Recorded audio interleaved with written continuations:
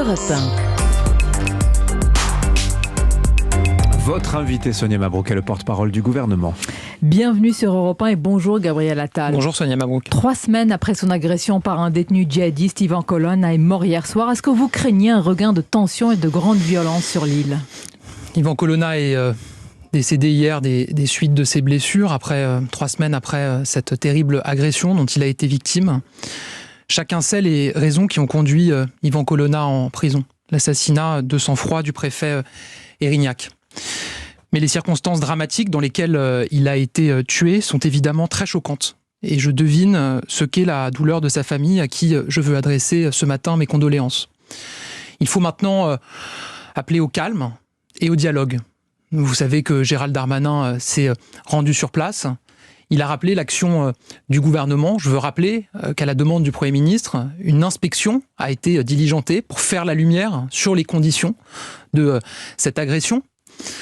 Qu'une information judiciaire est ouverte aussi et que le Parlement s'est saisi de la question avec des auditions.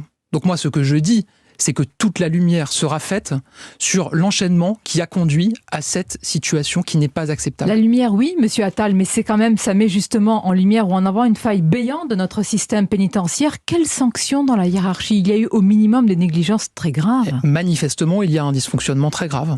Et donc nous attendons le retour de cette inspection qui doit faire la lumière sur l'enchaînement des choses. Et évidemment qu'on en tirera toutes les conséquences. Il y a aussi une information judiciaire qui est ouverte. Et puis il y a des auditions qui sont menées par le Parlement. Vous voyez bien que c'est une affaire qui est très suivie et que vraiment on va chercher ce qui s'est passé et les responsabilités. Il faut avoir évidemment, et vous l'avez eu, une pensée pour la famille Erignac et pour la veuve de la famille Erignac. Yvan Colonna était dans un état très grave depuis son agression. La fin était malheureusement, en tous les cas, prévisible. Dans quelle mesure, Gabriel Attal, avez-vous engagé le débat sur l'autonomie en sachant cela, pour tenter de calmer la rue, comme le disent l'opposition? Dans les discussions institutionnelles sur la Corse, elles se sont ouvertes dès le début du quinquennat. Elles se sont accélérées là récemment. Et d'ailleurs, vous savez que le candidat Emmanuel Macron, interrogé dans sa conférence de presse jeudi dernier sur le sujet, a rappelé les propos qu'il avait tenus, je crois que c'était en 2018, où déjà on abordait la question de l'autonomie. Donc il y a des discussions depuis le début du quinquennat. Il y a eu un gros travail qui a été fait aussi sur l'avenir économique de la Corse, avec le plan de relance. Il y a beaucoup de travaux qui ont eu lieu ces dernières années. Entre l'agression et l'ouverture du débat là ces derniers jours sur l'autonomie, il n'y a aucun lien, aucun rapport. Il faudrait vous croire. Il y a eu évidemment un dialogue qui s'est renoué, qui s'est intensifié entre l'État, le gouvernement et les élus de Corse. Et moi d'ailleurs, je veux saluer les discussions qui ont eu lieu avec Gérald Darmanin, qui est resté, je crois, près de 3 jours sur place. Ça aboutit à quoi ? C'est bien de rester sur place, c'est mieux d'avoir des résultats. Je crois à ce que Gérald Darmanin et le président de l'exécutif corse, M. Simeoni, se soient accordés sur une méthode et un dialogue qui va s'établir, des discussions, des travaux qui vont s'établir à partir, je crois, de la première semaine d'avril et dans les prochains mois pour avancer sur tous les enjeux et notamment la question institutionnelle, avec 2 préalables. On ne sait toujours pas ce qu'on met derrière l'autonomie. Mais précisément, c'est pour ça qu'il va y avoir un dialogue et un travail main dans la main. Mais quelles lignes rouges ? Mais les lignes rouges, elles ont été posées par le président de la République. Elles sont d'ailleurs dans le compte-rendu qui a été signé à la fois par le ministre et par le président de l'exécutif corse. C'est évidemment le maintien de la Corse dans la République et le fait qu'on n'acceptera jamais qu'il y ait 2 catégories de citoyens dans la République. Une fois qu'on a dit ça, on peut regarder l'ensemble des questions, y compris institutionnelles, les questions de compétences, et puis travailler main dans la main pour avancer.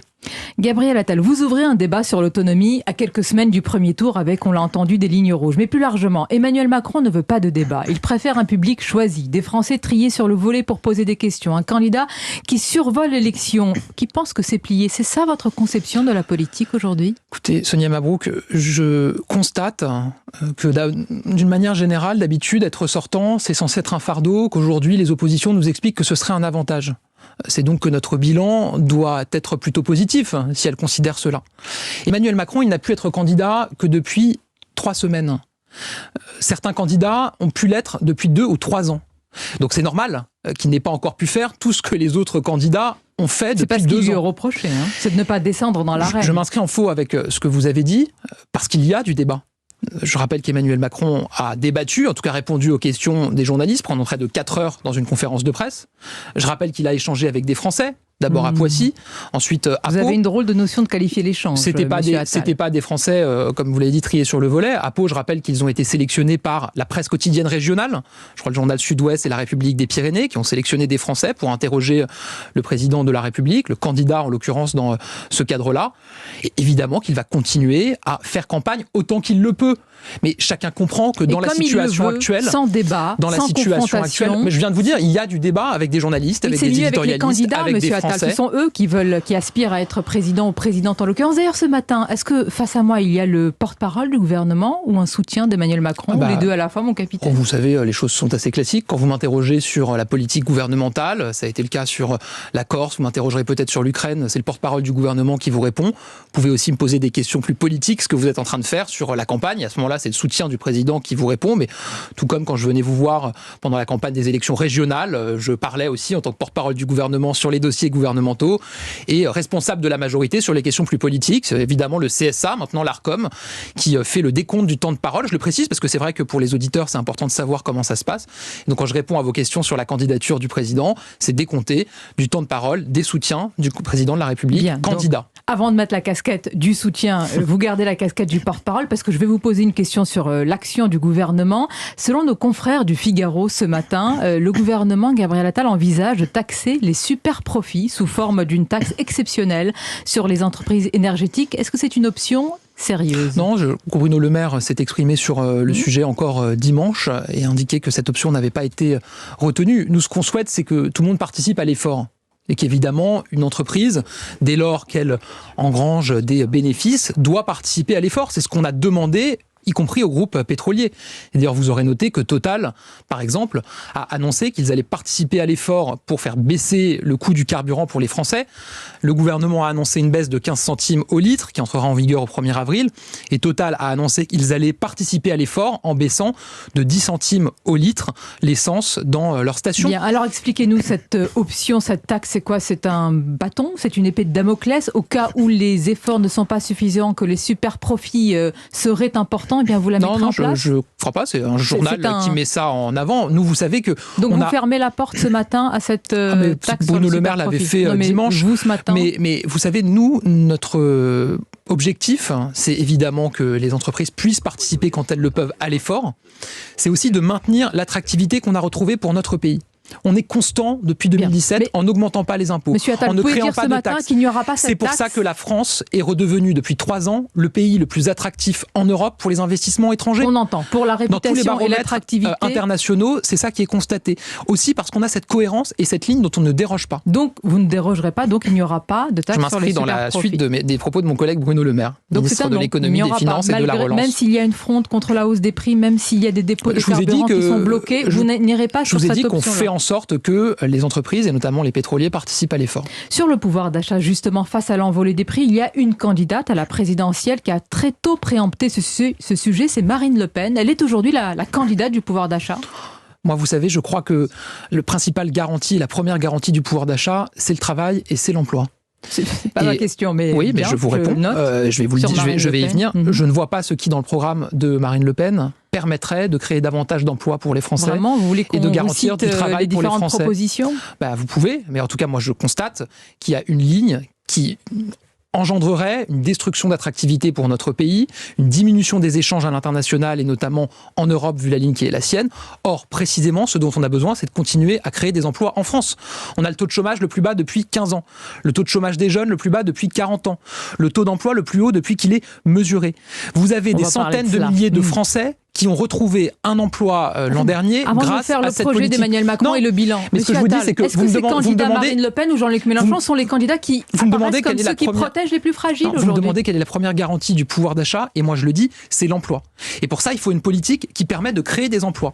Vous me parlez de Jean-Luc Mélenchon et de Marine Le Pen. Je ne crois pas une seule seconde que leur politique, si elle était appliquée, permettrait de créer des emplois. Je pense au contraire que s'attaquer aux entreprises, s'attaquer à l'attractivité de notre pays, reviendrait à détruire des emplois, et ça ne serait pas bon pour le pouvoir d'achat des Français. Il propose, Jean-Luc Mélenchon, un SMIC à 1 400 €. Apparemment, la proposition fait mouche. En tout cas, dans les sondages qui sont qu'une photographie à l'instant T, il y a une dynamique. Un duel Emmanuel Macron-Jean-Luc Mélenchon n'est pas une vue de l'esprit aujourd'hui, c'est une option. D'abord qu'il faille augmenter la rémunération de ceux qui travaillent, on est totalement d'accord avec ça, et notamment de ceux qui travaillent avec les plus bas salaires. Je rappelle qu'on a augmenté la prime d'activité, qu'on a baissé les charges, et donc aujourd'hui une personne qui travaille au SMIC, elle reçoit évidemment son SMIC, mais avec les dispositifs de soutien que nous avons portés en plus, notamment la prime d'activité, elle est déjà autour de 1 400 € net. C'est intéressant, je vous interroge sur les autres, vous me répondez sur vous. Vous m'interrogez sur les 1 400 €. Oui, et ensuite, sur un duel. Et ensuite, vous m'interrogez sur un duel de deuxième tour. Moi, je préfère parler de ce qui préoccupe les Français, c'est-à-dire le concret, leur rémunération. Ensuite, on verra ce que donnera le premier tour de l'élection présidentielle. Moi, j'ai pas de boule de cristal, mais encore une fois, nous, effectivement, on n'a pas la même ligne que Jean-Luc Mélenchon qui souhaite augmenter le SMIC.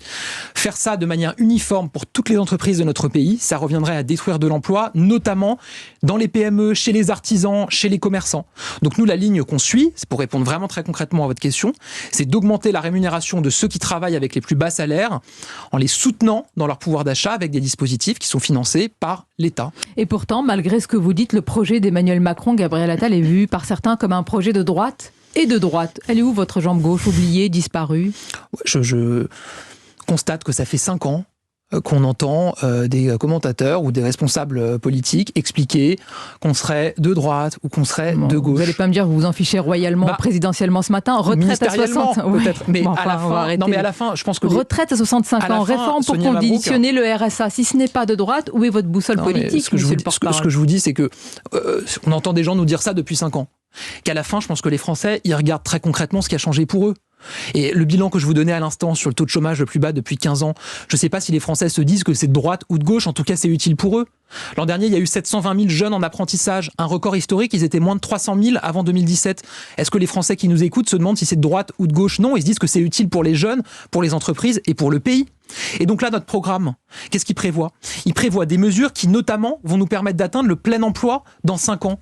Je ne sais pas si c'est de droite ou si c'est de gauche, mais c'est utile pour les Français. En conditionnant le RSA et finalement en créant des travailleurs précaires, certains disent. À quel prix ? Vous savez, dans RSA, le A, c'est pour activité, active. De même que pour le RMI, dans le I, c'était insertion. Donc l'objectif de ce filet de sécurité, c'est de permettre à des Français de retrouver le chemin de l'emploi. Est-ce qu'on considère qu'aujourd'hui ça fonctionne ? Non. Je suis désolé de le dire, ça ne fonctionne pas. Prenez les bénéficiaires du RSA, au bout de 7 ans, il n'y en a qu'un tiers qui est dans l'emploi. C'est donc bien qu'il faut faire évoluer le dispositif. Est-ce qu'il faut le faire en stigmatisant les bénéficiaires du RSA ? La réponse est non. Est-ce qu'il faut le faire en les accompagnant davantage ? Effectivement, en leur demandant des heures en contrepartie pour se former, pour être en situation de retrouver un emploi. C'est différent. Des situations... Mais ça n'a pas été clair. Mais je vais vous le dire, c'est des activités qui permettent le retour à l'emploi. Est-ce qu'une activité est une formation, un travail ? Je vais vous dire, ça peut être une formation, ça peut être une mise en situation professionnelle dans une entreprise ou dans un établissement public, ça peut être de l'engagement au service de l'intérêt général. Il y a toute une palette possible qui s'adapte évidemment aux personnes qui y a en face. Parce que tous les bénéficiaires du RSA n'ont pas les mêmes besoins, ils ne sont pas tous éloignés de la même manière de l'emploi. Et donc, il faut s'adapter à chacun. Mais il faut avoir ce travail-là, parce que finalement, les pouvoirs publics ne peuvent pas s'auto-octroyer une forme de solde de tout compte en expliquant qu'en versant une allocation à des bénéficiaires, ils n'ont plus trop à s'en occuper et à regarder comment est-ce qu'ils retrouvent l'emploi. Ce qui manque peut-être dans votre projet, en tous les cas on ne l'a pas entendu, le mot n'a même pas été prononcé, en tous les cas il n'y a pas d'architecture à ce sujet, immigration, délinquance totalement absent quand Emmanuel Macron, oui. Je suis très surpris de ce que vous dites, parce qu'un tiers de l'intervention du président de la République dans sa conférence de presse portait sur les questions régaliennes. Je vais vous en citer une, vous allez me dire ce que vous en pensez. Là c'est un autre candidat, Éric Zemmour, qui propose un ministère de la remigration pour renvoyer 100 000 étrangers par an, délinquants, fichiers S, clandestins. Mais je ne vais pas commenter les propositions des uns et des autres, surtout celles qui sortent à 3 semaines du premier tour pour des candidats qui visiblement veulent... Ça s'appelle une campagne présidentielle. Un problème de dynamique et veulent recréer le débat autour de leur candidature. Mais si vous me parlez des questions d'immigration et de sécurité, c'était un tiers de la prise de parole du président dans sa conférence de presse, avec des propositions très concrètes. Sur la sécurité, on a commencé à inverser une tendance en recrutant 10 000 policiers et gendarmes. On veut aller plus loin, en doublant la présence des forces de l'ordre sur le terrain d'ici à 2030, en réduisant la paperasse, les formalités administratives. On veut, et c'est très concret pour ceux qui nous écoutent, qui habitent à la campagne, comme on dit, on veut créer 200 nouvelles brigades de gendarmerie dans les territoires ruraux. Que ne l'avez-vous fait pendant 5 ans ? Je viens de vous dire qu'on a recruté 10 000 policiers et gendarmes supplémentaires. Là, ce que vous me dites, ce sont des renforts, ce sont des ajustements. On veut aller encore plus loin. On veut recruter aussi 8 500 personnels supplémentaires dans la justice. Là, on a aussi fait on a augmenté de 30% le budget, mais on veut aller plus loin. On va conclure, Gabriel Attal, c'est important évidemment sur les conséquences et sur la guerre en Ukraine. Demain, le président ukrainien va s'exprimer devant le Parlement français, après avoir parlé devant le Congrès américain, devant le Bundestag notamment. Et on a appris que Zelensky s'est dit prêt à parler du Donbass et de la Crimée directement avec Poutine. Est-ce qu'il faut y voir une piste d'espoir, de négociation aujourd'hui ? Il faut y voir à nouveau le fait que le président Zelensky, et il est constant sur ce sujet-là depuis le début du conflit, est prêt à négocier, à discuter avec Vladimir Poutine. Mais pour négocier et discuter, il faut être deux. Et jusqu'à aujourd'hui, manifestement, le président Poutine n'a pas souhaité avoir cette discussion et cette négociation en direct avec le président Zelensky. C'est d'ailleurs pour ça que le président de la République, le président Macron, fait l'intermédiaire entre les deux. Parce qu'aujourd'hui, le président Poutine ne souhaite pas discuter directement israélienne, turque, et donc nous, ce qu'on dit, c'est qu'il faut qu'il y ait une discussion, une négociation. Mais on ne négocie pas avec un pistolet sur la tempe. Et donc pour ça, il faut qu'il y ait un cessez-le-feu. C'est notre demande qu'il y ait un cessez-le-feu qui puisse permettre des négociations entre la Russie et l'Ukraine. C'est ça aujourd'hui la priorité. Merci Gabriel Attal. Merci à vous. Merci d'avoir répondu ce matin à nos questions. Bonne journée à vous ainsi qu'à nos auditeurs.